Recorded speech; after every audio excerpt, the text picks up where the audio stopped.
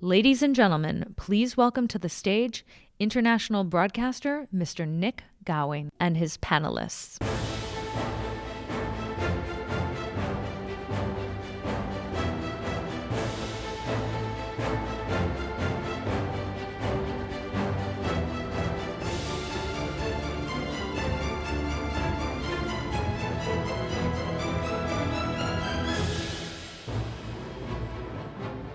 Good morning, everybody.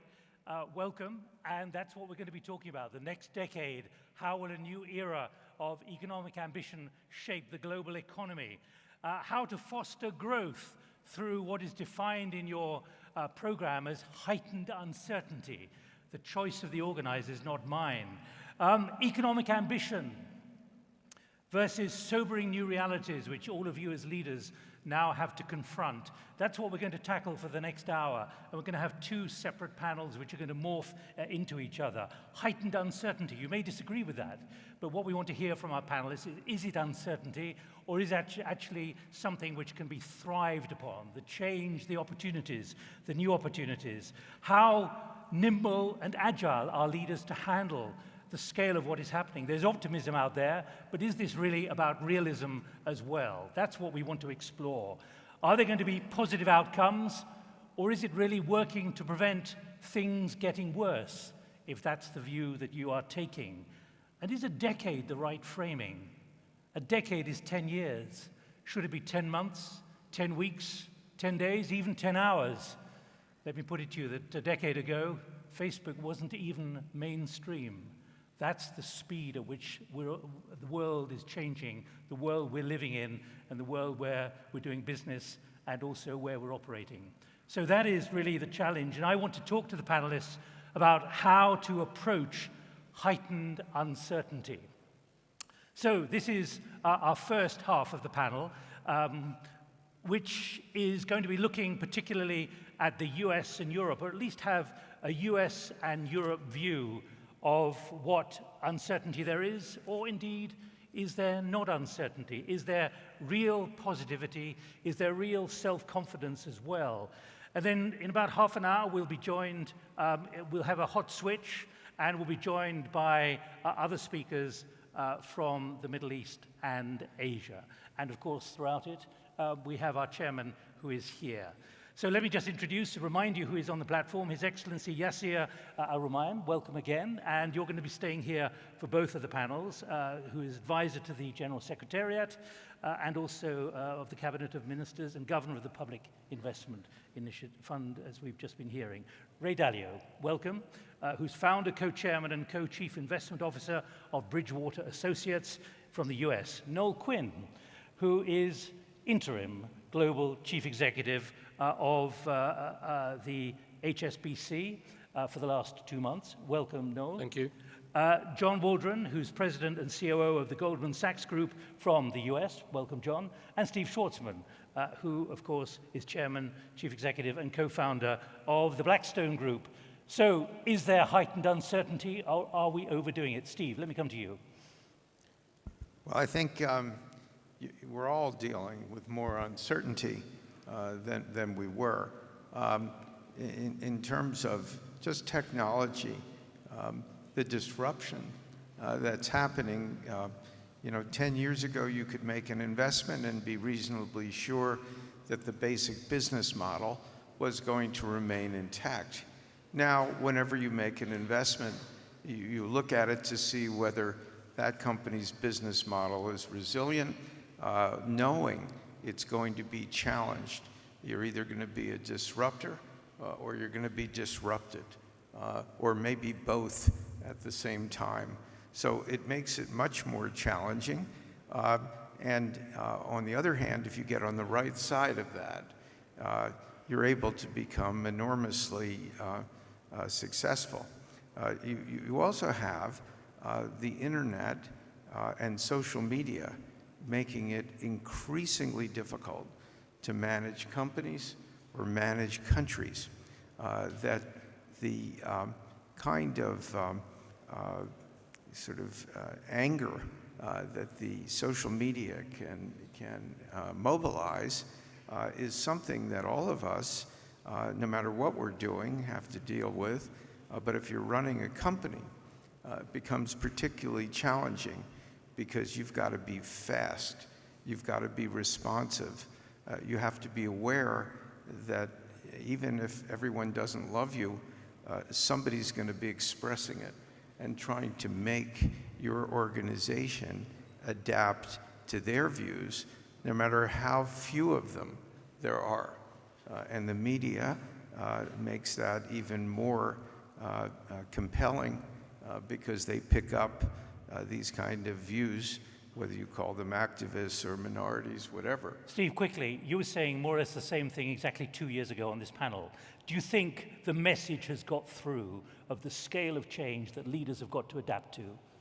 Yes, I think everybody in the world now is really understanding that change is happening so fast that if you don't get with that program, you're going to be left behind. John Waldron, you're nodding.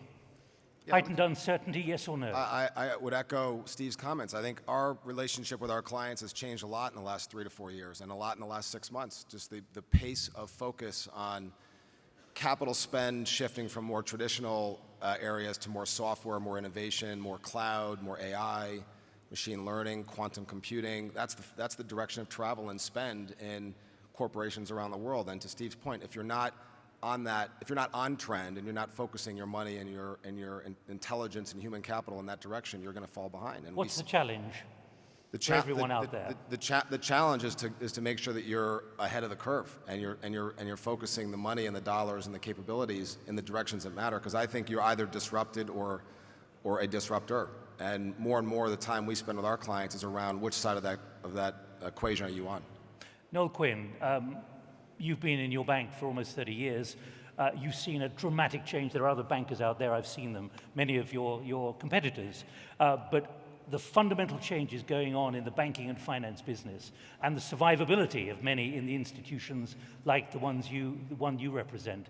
How much are you and your colleagues thinking of heightened uncertainty which you've got to confront? I think probably if anyone listened to me yesterday, I probably added to the heightened uncertainty with our Q3 results yesterday, where I talked about parts of the market that are not actually delivering returns that are acceptable in the banking sector, parts of the industry that are changing dramatically through the use of technology, the opening up of new marketplaces in what were traditional people-based parts of financial services now being driven more by technology. So I talked very much about that uncertain world yesterday. But I'd also like to broaden the topic out into the world is changing. The global frameworks and the global architecture that we all used to operate within is changing rapidly around us.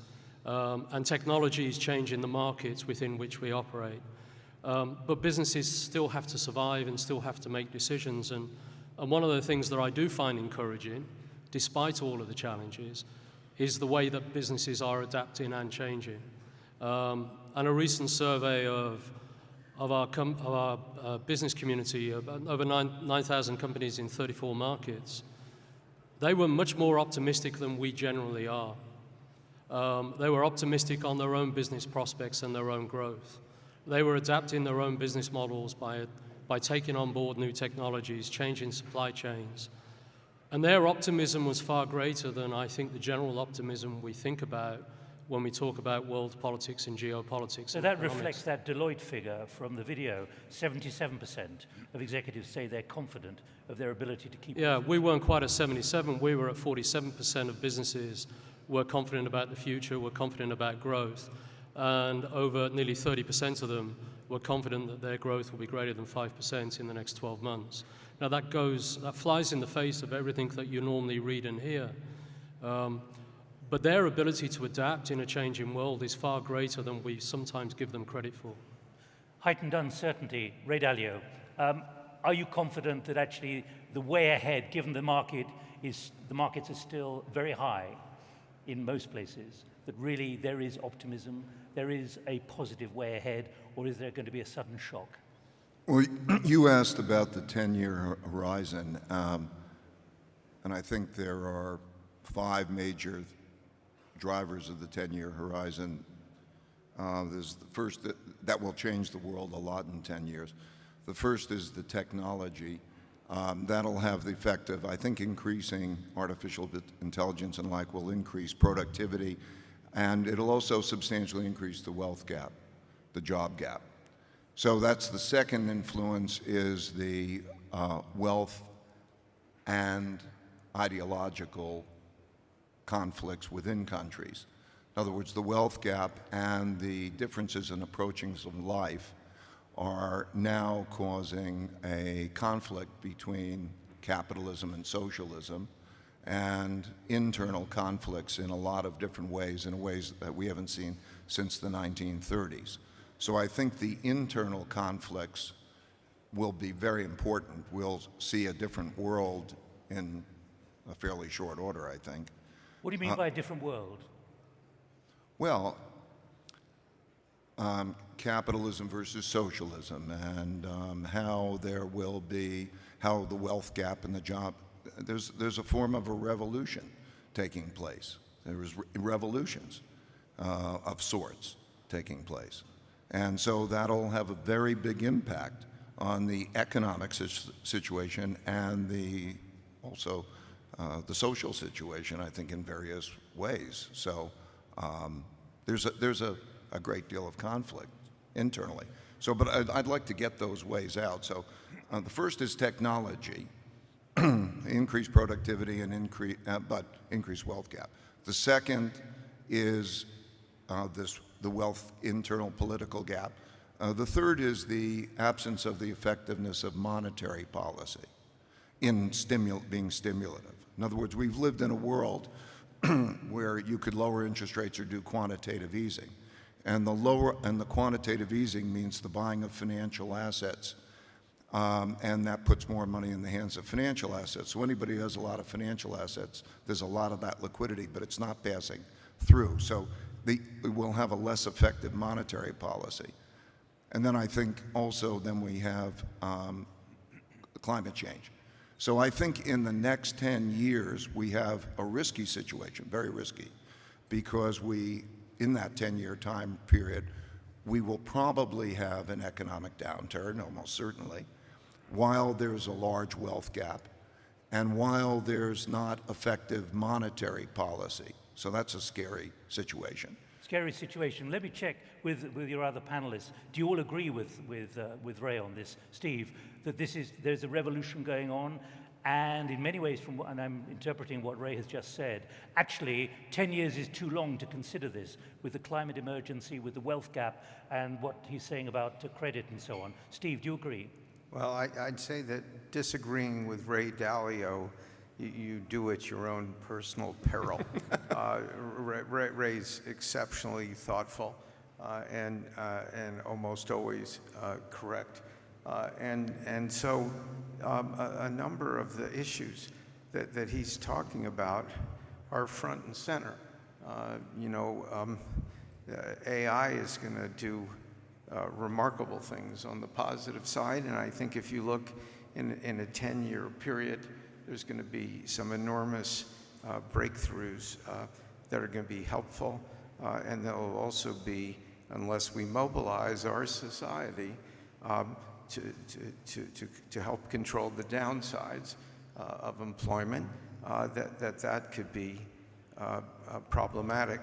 But the theme that's perhaps most telling is this division in society now, where people on the bottom, whether it's 25% or 40%, are looking for equity. And how that is satisfied will determine a large part of what happens over the next 10 years, because you can see problems breaking out all over the world. This last week in Chile, for example. And I think the way societies adjust, have successful increases in wealth for those people, make a big difference. And the other thing that Ray said that's really on for the next 10 years, interest rates around the world are so low If somebody made me the central banker of the world, which they wouldn't dare do, I don't know what I'd do because we've sort of run out of effectiveness from lowering interest rates. I think negative interest rates really make no sense. I don't even know how to run a financial institution, in that kind of world. And so when we have a downturn, it's going to be challenging and need a lot of fiscal stimulus, which will do other things. So there are a bunch of challenges. On the other hand, not to speak even longer, there are going to be good things that happen. And the world will remain connected, even though it'll be strained a bit. Really great companies are going to be able to do great projects and services for their people. And great brands will continue to develop and do really well. And challengers will do well as also. John, but is there a danger of complacency here, given what Ray has put on the agenda about a social revolution, the challenge of capitalism, the climate emergency? 10 years is almost too long to be considering this. We need, as I said in my introduction, to be thinking probably far more front-end loaded on the scale of what is happening. Unfortunately, when you run a public company, you don't have the luxury of 10 years, so it may be too long for those of us in public structures. But I would just add, I agree with what Ray and Steve said. To me, the ineffectiveness of the fiscal side, whether it's from a policy standpoint or governments and their ability to react to the change and deal with the change. You kind of look at the stable coin, digital currency developments, and governments kind of scrambling to catch up to innovation in the payments area that Facebook is bringing to light. Whether you think Facebook has the good or a bad solution, put that on the side. There is a problem to be addressed in the friction around payments, particularly internationally in the world. It's a problem. It's an issue in the world that needs to be dealt with. And the question is, can governments react to these sorts of private sector ideas? Because the innovation, I think, is moving faster than the fiscal side has the ability to catch up. So I worry about that, and you couple that with the fact that a lot of the innovation is driving at disparity. It's creating more information flow to the masses around the world and giving them a sense for what's available, what their opportunities should be, and that's why I think you're seeing some of this dislocation. So I worry about that disconnect, and I think the fiscal side, politically and policy-wise, needs to catch up and kind of pick up the slack, which I think is a real risk in the world. Noel, what are you seeing? Because you talked about the softness in Europe and the United States, North America in particular. What do you think that signals at the moment? Do you go along with what Ray's put on the agenda about this, essentially, and I'm summarizing him, a kind of social revolution, the hollowing out potentially of the middle class, which in its own way is going to affect wealth and wealth generation potentially? If I look at Europe as a banking sector, the economics of Europe do not work from a banking point of view, and I absolutely agree. Negative interest rates, it's very hard to run an economy with permanent negative interest rates. It's very hard to run a financial institution in an environment negative interest rates. So I think Europe particularly has a challenge, and I can't see a ready solution to that in the next year or two or three, and I'm struggling to find the path out for European financial services. Can you see any tool that could be used at all? I actually believe there needs to be we need to revert back to more normalized monetary economics and use fiscal measures more, and I don't think there's an appetite or a political capability at the moment to do that. So Europe is a challenged geography. If I look at the commentary about society feeling more empowered to take on the opportunities and the challenges through and using technology to do that, I absolutely agree with that.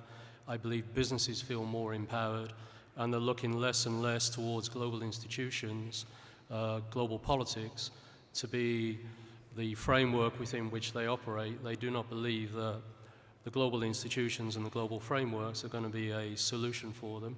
So they're designing their own solutions, and they're using technology to reach parts of the world that they didn't used to reach, and to open up new markets and open up new business models.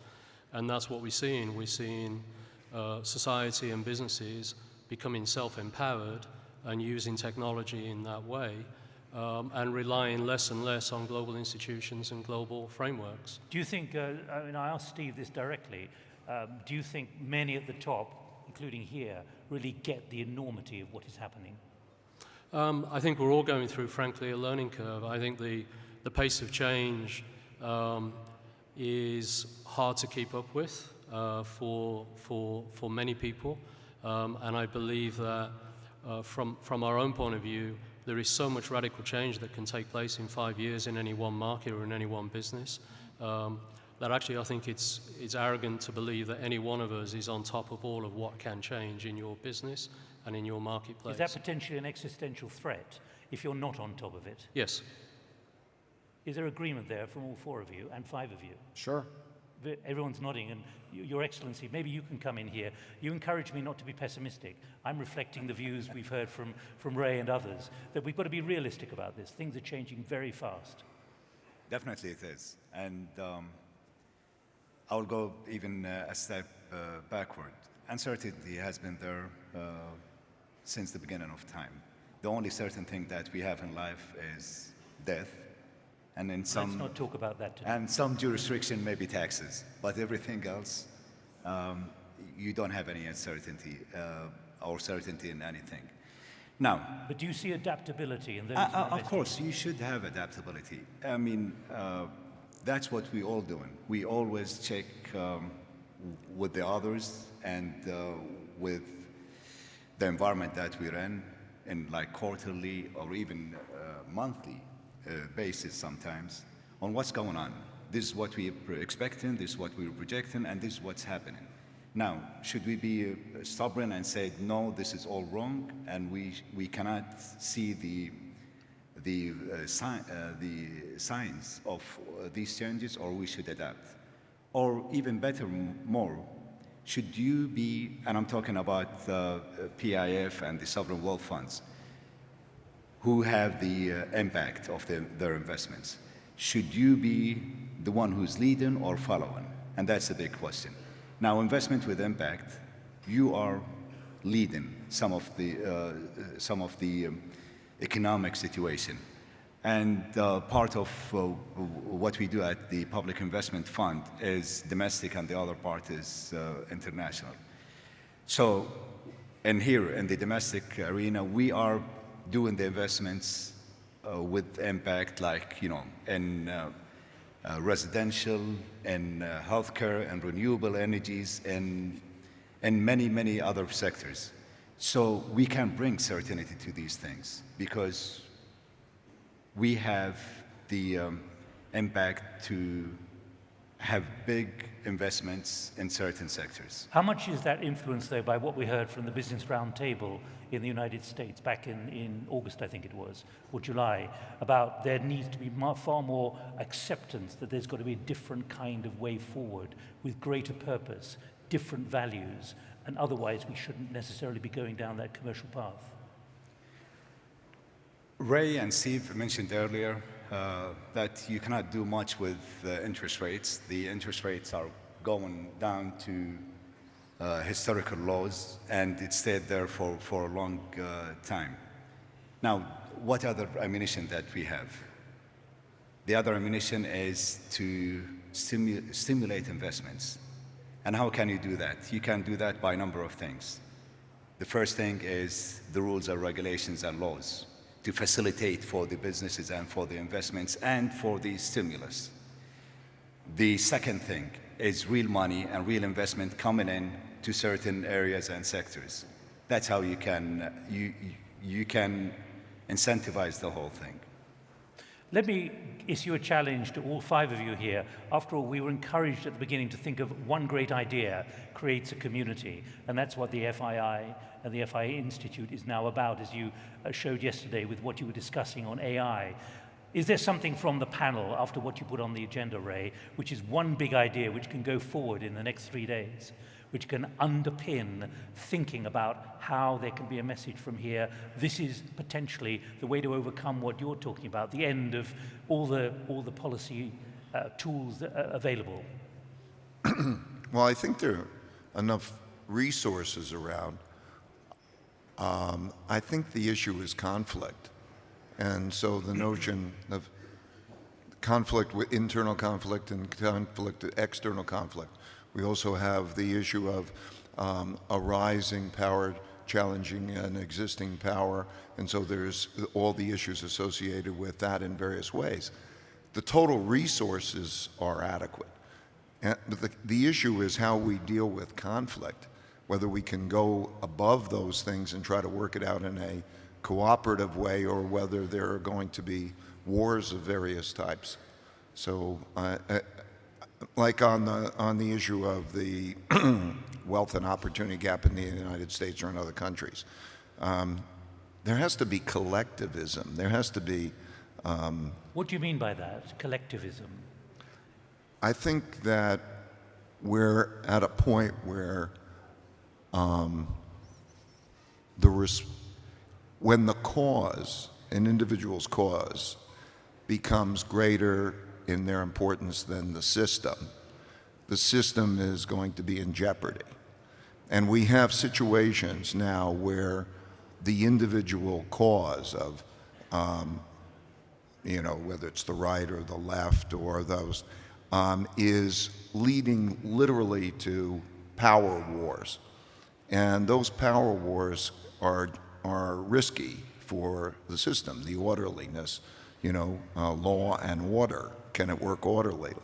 And so the notion of can these set out to increasing levels of conflict is the biggest issue. The idea of how people are brought together. Can the United States, rather than one faction fighting another faction and trying to win and then increasingly damaging each other, like happened in the 30s. We have a lot of analogies with the 30s.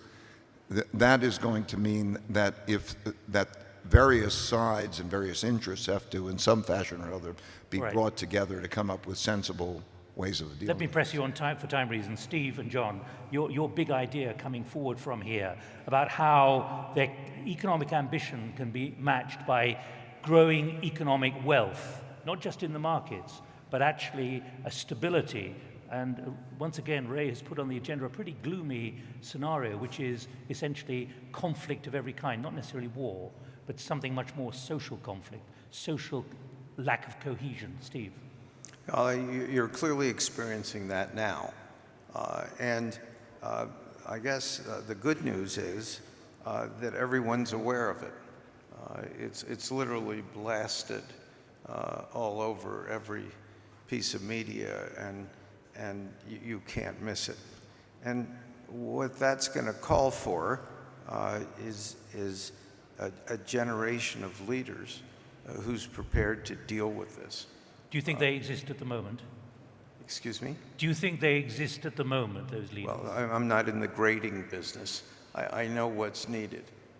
And because you're dealing with these large forces that could have negative outcomes, that it's sort of incumbent on the system to produce people who can deal with that. Because as Ray was saying, if you just leave things unchecked, the chance of having unfavorable outcomes is not unreasonable. But since this is going on, to not have a variety of mechanisms put in place, people who can communicate and bridge those gaps and come up with creative solutions, I don't think that the forces themselves can necessarily be mandated to have the bad outcomes. Right. I think you can interfere in a productive way with this to put society overall on a much more positive track. John and Noel, quickly, please. The only thing I would add is I think it's the power of the next generation. I think, when I see the youth, whether it's in America, around the world, or even the older than the youth, but the younger than us, certainly, more, kind of the belly of the corporate world or the government world, I'm just amazed at the capability and the forward-thinking perspectives on purpose and mission, wanting to be doing good things for the world, but doing things that are productive and creating efficiencies and using technology, but doing them in the name of making the world a better place. I think that we're going to benefit from that, and I think the technology that's brought to bear will help them be more connected, and I think their instincts will be to be more connected and to create more of multilateral, connected world, which is part of what we need. And is the DNA out there changing? I think so. I mean, I look at my own company. I look at the next generation, and I think the DNA leaves you reason to be very optimistic. No. Yeah, I've given up trying to predict what the world will give us and how it will operate. And I think it's going to become increasingly difficult to do that. So therefore, my view is you've got to embrace the innovation, the creativity, create an energy level that allows people and businesses and institutions to create the future for us, and recognize that adaptability is going to be a core discipline and a core capability that we're all going to need individually and collectively in the future, because it's hard to predict what the future will be and what the architecture will be. So if there was one ask or one suggestion, it's how do we create the environment for an energetic environment for change, innovation, and adaptability. So there you are, Chairman. There's your message for the FII Institute. Let me just tell you, when the US President tweeted last night, the S&P just hit an all-time high. This is a big win for jobs, 401ks, and frankly, everyone. Our country is doing great. Is he going to be tweeting the same thing, well, a year from now, and maybe another president or the same president? Are he or she going to be saying the same thing about the United States? Steve, Ray, and John. I cede to John to start. John, quickly. All right, we're optimistic and constructive on the U.S. I think the U.S. is still a great place to invest, and I think the economy is still very strong. I think you're betting a lot on the U.S. consumer, but I think that's a good bet to make. Ray? I think that the markets are affected by the weight of money a lot, and there's a lot of liquidity in there. And then I think we'll also come into the election season, and that'll be a conflict between capitalism and socialism, and how that transpires will play a role in possible tax policies and the like. And then I think the stock market does not represent the whole of the economy. And so I think those issues will still be beyond. But for the stock market, I don't think there's any particular reason to worry other than it's the whole landscape of what future returns of assets are going to be like. Okay, well, thank you very much indeed. And Noel, I'm not even going to ask you about what's happening in Europe at the moment, because we've run out of time. So you'll save that one. But we're confident on the US economy. Okay, there you are. Gentlemen, thank you very much indeed. We're going to do a hot switch now. Thank you.